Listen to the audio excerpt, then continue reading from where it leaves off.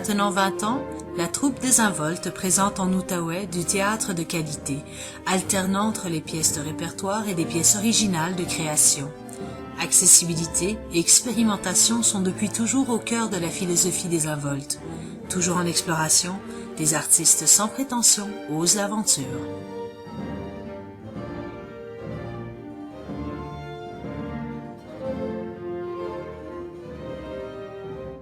Alors la création, ça remonte quand même à loin maintenant, là, 20 ans, là, c'est bien des années. Si je me souviens bien, ben en fait, c'était le rassemblement d'amis, des gens qui étudiaient à l'époque, entre le collège et l'université, des gens qui étudiaient en théâtre, des gens qui étudiaient en musique, d'autres dans d'autres domaines. Et on s'est dit, ben, on voulait se faire plaisir, on voulait faire du fun, en se regroupant certains soirs et lire des textes de théâtre. C'était un petit peu comme une espèce de société de poètes maudits, sauf qu'au lieu de la poésie, ben, c'était du théâtre. Et au fil des événements, au fil des rencontres, ben, on s'est dit, ben, pourquoi pas les présenter, ces pièces-là? C'est sûr que ça changerait la donne, mais on devrait avoir ce courage-là. Puis c'est ça qu'on a fait. On a mis sur pied donc une première production, je pense en 96, où on a pris un classique, c'était le bal des voleurs, je crois. Et puis, ensemble, on a donc travaillé à mettre sur pied les décors, la scénographie, la mise en scène. Et c'était vraiment le début de la troupe Désinvolte comme telle. Il y avait déjà d'autres entreprises avant, des gens qui, par la suite, se sont incorporés à la troupe. Et puis de ces années-là, de ces premières expériences-là, puis je me souviens, écoute, on jouait dans des stationnements, on jouait dans des sous-sols d'églises, on a joué dans des cafés, écoute, on a même joué, je pense, dans le parc de la Gatineau une couple de fois. Là, on pouvait, parce qu'on n'était pas encore un organisme. Et puis, ça a pris 1 an, 2 ans, avant qu'on se dise, ben, on devrait peut-être voir si on ne peut pas chercher des appuis auprès de la ville de Gatineau ou ailleurs. Puis on s'est informé, ils nous ont beaucoup aidés, puis il fallait que tranquillement on change un petit peu notre façon de faire. On était très désinvolte à l'époque. En fait, désinvolte, ça nous caractérisait dans ces premières années où on faisait tout et rien, n'importe où et n'importe comment, puis on se faisait plaisir. Là, tranquillement, on s'est dit, bon, ben pour avoir des appuis, il faut se rendre un petit peu plus à l'évidence qu'il faut se structurer. Et vers les années 98-99, on a commencé à structurer. Bien sûr, on a perdu du monde parce que les gens vieillissent, les gens ont des familles, les gens quittent carrément le pays, mais d'autres rentrent. Et en même temps qu'on devenait une corporation, pas une corporation, mais une entreprise à but non lucratif de la ville de Gatineau, ben, on se trouvait d'autres mondes, avec d'autres passions, d'autres énergies, et il fallait composer avec tout ça. Et tranquillement, pas vite, on a commencé à se bâtir. C'est comme je dirais ça, c'est un petit peu comme un Tetris, hein, mettre sur pied une entreprise culturelle. Il faut que tu imbriques toutes les passions de tout le monde, toutes les énergies pour monter ta structure. Et dès 98-99, ben, on montait au moins 1 à 2 pièces par année, avec toujours le même fun, par exemple. C'était toujours quelque chose qui animait à la fois des amis, mais aussi des nouvelles personnes. Alors, maintenant, il y avait des gens, des passionnés, des intéressés du théâtre de Gatineau qui se sont racolés à nous. Et tout à coup, on s'est retrouvé avec vraiment quelque chose de plus solide. C'était pas juste une petite association d'amis, c'était vraiment un organisme qui prenait son envol. Et pour moi, c'était très important. Je suis un des cofondateurs, mais il y en avait plusieurs hein, qui ont mis leurs mains à la pâte pour créer quelque chose d'intéressant, de le fun. Et un des premiers objectifs, c'était d'offrir aux intéressés de la région de pouvoir faire du théâtre, apprendre le théâtre. C'est pas toujours donné à tout le monde. Il y a d'autres possibilités dans la région, mais nous, ce qu'on voulait faire, c'est explorer avec des gens qui n'étaient pas nécessairement dans la business, qui n'étaient pas des gens qui vivaient de ça. Pourquoi? Ben, tout simplement parce qu'on se dit que le théâtre n'a pas de frontières. Le théâtre se doit d'être communiqué. Et c'était ça le côté social de la troupe, c'est vraiment communiquer aux autres cette passion-là, cet intérêt-là. Et puis, écoute, ça fait 20 ans que cette passion-là, cet intérêt-là est partagé avec tous les membres qui rentrent puis qui ressortent. Donc, grosso modo, la troupe, les débuts, c'était ça. C'était des petites explorations, c'était un groupe d'amis qui, tranquillement, s'est agrandi, puis on s'est redirigé un peu sans perdre l'essence, qui était s'amuser et faire du théâtre. Eh bien, Désinvolte, qui célèbre cette année son 20e anniversaire, c'est un mouvement, c'est un groupe, peut-être pas avec les personnes qui sont à la direction dans le moment, mais quand moi j'étais au Théâtre de Lille et que j'accueillais soit à l'Espace Monique Provost, ou même des fois au Théâtre de Lille, des groupes de la région, j'ai connu Désinvolte comme ça fait comme une dizaine d'années. Ensuite, j'ai vu plusieurs de leurs productions et là, je ne suis pas en phase terminale, loin de là, mais je prépare l'écriture de l'histoire du Théâtre de Lille. Le fait qu'il soit dans le 20e, que la pièce que l'auteur m'a proposée à moi me permet de parler de Hall dans les années 50, 60, au moment où moi je travaillais très fort dans le théâtre, je voulais créer quelque chose. Il y avait comme toute une danse autour de ça. Et c'est pourquoi j'ai accepté, je pense même, ma mémoire oublie, mais que je me suis laissé, j'ai laissé savoir que ça m'intéresserait beaucoup de travailler avec eux. Parce que ce qui se fait avec Désinvolte, je veux dire, c'est un peu ce que je voulais faire avec le théâtre communautaire du Théâtre de Lille. Et là, il y a comme un événement, au moment où nous, on commence le 5, le 4, au Théâtre de Lille, une production communautaire.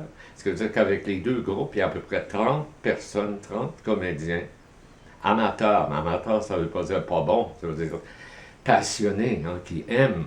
Bon, alors, cette combinaison-là m'a porté à accepter, puis à donner pas plus de temps que d'autres feraient, mais je veux dire, à essayer de vivre une fête. Maintenant, la troupe est reconnue par la ville de Gatineau, on a de plus en plus de membres, et c'est le temps de, pas de changer de cap tant que ça, mais d'essayer autre chose. Et c'est là que la troupe commence tranquillement à travailler sur des œuvres de création, des projets de création. Au début, mais moi je soumettais des textes, mais tranquillement, pas vite, l'équipe au complet soumettait des textes. Ça devenait vraiment des créations collectives. Puis on a eu des pièces de création collective, la cohabitation, les proxénètes, où plusieurs membres se sont mis à réfléchir, à écrire, à penser à des idées, et on a donné vie à tout ça, et ça a fait des belles productions. Pourquoi c'est intéressant, la création? C'est que, premièrement, ça nous touche, ça nous ressemble, ça vient des gens, à la fois des membres, mais aussi de la région.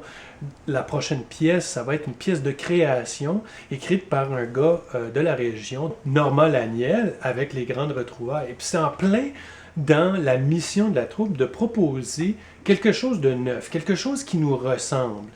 Ça peut être en création collective, comme ça peut être des gens de la région qui nous proposent des textes.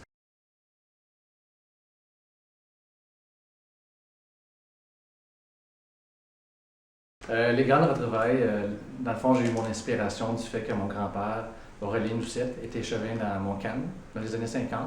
Je ne l'ai jamais connu parce qu'il est mort quand même en 1960, mais ça m'a toujours donné cette idée-là un peu d'apprendre à le connaître à travers ce que je pouvais lire de lui ou les anecdotes qu'on me racontait de lui. Puis finalement, ça m'a donné l'idée de faire la pièce de théâtre plusieurs années plus tard. Puis j'ai contacté Gilles Provost, je lui ai demandé de lire la pièce, voir s'il était disponible. Puis de là, le projet a démarré avec Gilles. Les Grandes Retrouvailles, c'est un super beau projet. En fait, ça nous rappelle un peu l'époque des années 50-60, dans le fond. Moi, j'ai la chance de jouer dans les deux, en 53 puis en 64 à peu près. Donc, c'est vraiment la vie familiale, une atmosphère très chaleureuse, je dirais. Fait que j'ai la chance de jouer dans plusieurs scènes. C'est vraiment un super projet. C'est une comédie-drame historique. On fait référence à beaucoup d'événements de la ville de Hall et deux grandes amies qui se rencontrent et se remémorent toutes ces belles années-là. C'est un beau texte, un peu avec des coupures, c'est les souvenances dans le passé de deux dames. C'est le fun de faire partie de l'équipe où on a du plaisir, on rit, c'est une ambiance intéressante qui fait du bien à vivre. Les Grandes Retrouvailles, c'est une histoire basée sur bien des faits réels. Parce que dans la famille de Normand, son grand-père, tout ça, a été conseiller municipal. En lisant la pièce, en rencontrant Normand, puis se parler, il est bavard, je le suis également. Bon, curieux. Et là, j'ai découvert que son arrière-grand-mère, c'était la sœur de ma grand-mère à moi. Et que le monsieur dont il parlait, Aurélien Doucette, ben, j'étais allé chez eux. J'avais connu au moment où il s'était présenté aux élections, mais j'étais comme enfant. Alors, c'est un petit peu, pour moi, aller fouiller dans des souvenirs de famille, des souvenirs d'histoire, même si la pièce n'est pas complètement biographique. C'est des événements qui se passent à ce moment-là. Ce qu'il fait aussi, c'est que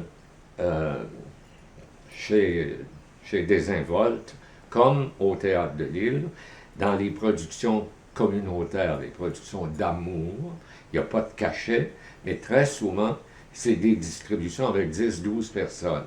Et j'aime ça, travailler avec des gangs. Bon, ça me permet d'être dictateur sans fouet, mais d'avoir du plaisir avec eux autres.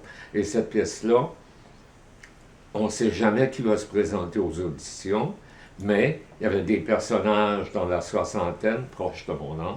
Il y avait la possibilité d'avoir des enfants et de faire tout ce mix-là, des chansons à certains moments, et il fallait être ingénieux pour organiser la scénographie.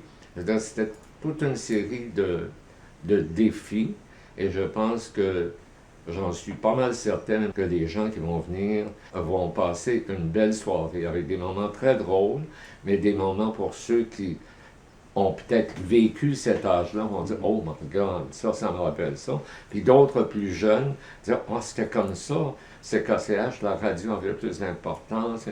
Alors ça va piquer peut-être une curiosité pour faire de la recherche. La troupe Désinvolte m'avait aidé l'an passé avec les mises en lecture en juin et ça avait bien fonctionné. Les gens avaient aimé la pièce, aimé le caractère historique. Parce que je pense qu'on vit dans une ère où on aime un peu se renseigner sur nos ancêtres, nos racines.